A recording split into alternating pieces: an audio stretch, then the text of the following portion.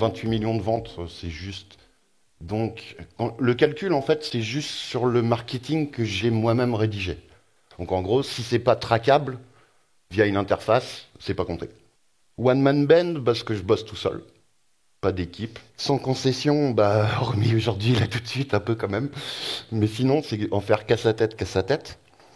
Et puis le perturbant, en fait, bah, c'est ça qu'on va voir un petit peu, c'est les trucs. Je vais essayer de vous montrer à quel point le marketing, c'est juste de la simple psychologie. Et quand je vais essayer de vous partager des clés qui m'ont permis de faire ces 28 putains de millions de ventes.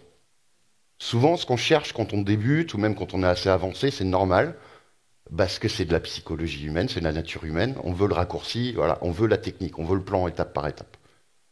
Alors que finalement, juste autour de nous, à longueur de journée, à longueur de temps, bah, il se passe des trucs qui montrent comment on fonctionne et que tout n'est que psychologie et que tout est que nature humaine.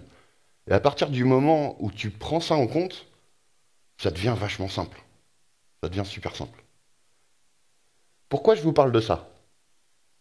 C'est que les mécanismes d'influence qui font qu'on fonctionne de telle ou telle manière, comme des réflexes contre lesquels tu peux rien faire du tout, c'est des choses qui sont ancrées dans notre nature, notre psychologie.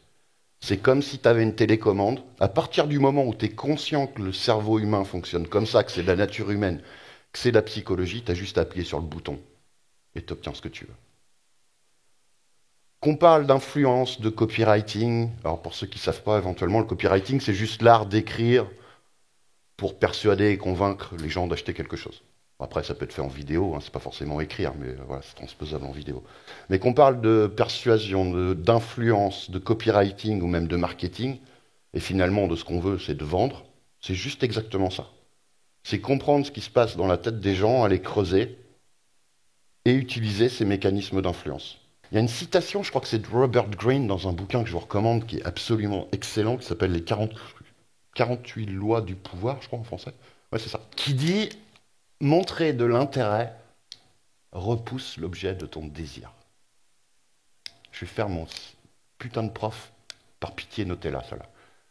Montrer de l'intérêt repousse l'objet de ton désir. Tu ne veux pas chercher à convaincre les gens d'acheter. C'est super contre-intuitif, hein, j'avoue.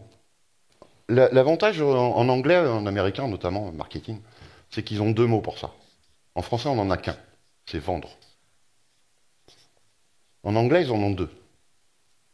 Ils ont to pitch et to sell.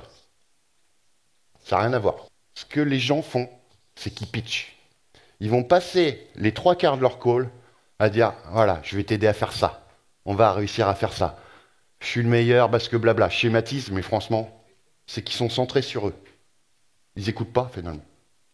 Ils n'écoutent pas le client. Nous, ce qu'on veut faire, et ce qui marche bien mieux, je vais vous le prouver juste après et vous donner des clés pour ça, c'est pas de pitcher, c'est de vendre. Cette partie-là. Si tu pitches, en gros, tu parles quasiment tout le temps. C'est fatigant. Tu dois savoir quel mot utiliser pour convaincre. C'est chaud. Il faut savoir bien vendre. Il faut savoir casser les objections. Les objections, tu te rends compte que tu vas les créer toi-même parce que tu n'écoutes même pas la personne en face. Ou tu crois le faire. Pas simple. Hein. À l'inverse, tu décroches, tu fermes ta gueule, tu fais que poser des questions. Au fait, tes mails, ça se passe comment? C'est la personne qui le sort d'elle-même. C'est plus toi qui la convainc, c'est elle qui se convainc toute seule. C'est déjà génial, non? Donc là, on est au stade où elle s'est convaincue toute seule. Ce qui est déjà plutôt bien. A priori, là, tu te dis, c'est gagné, non? L'étape d'après, selon vous, c'est quoi? La faire signer? Vous dites, c'est bon, là? Ok. Ouais, tiens, on fait un autographe raté. Non, pas déjà. Pas déjà.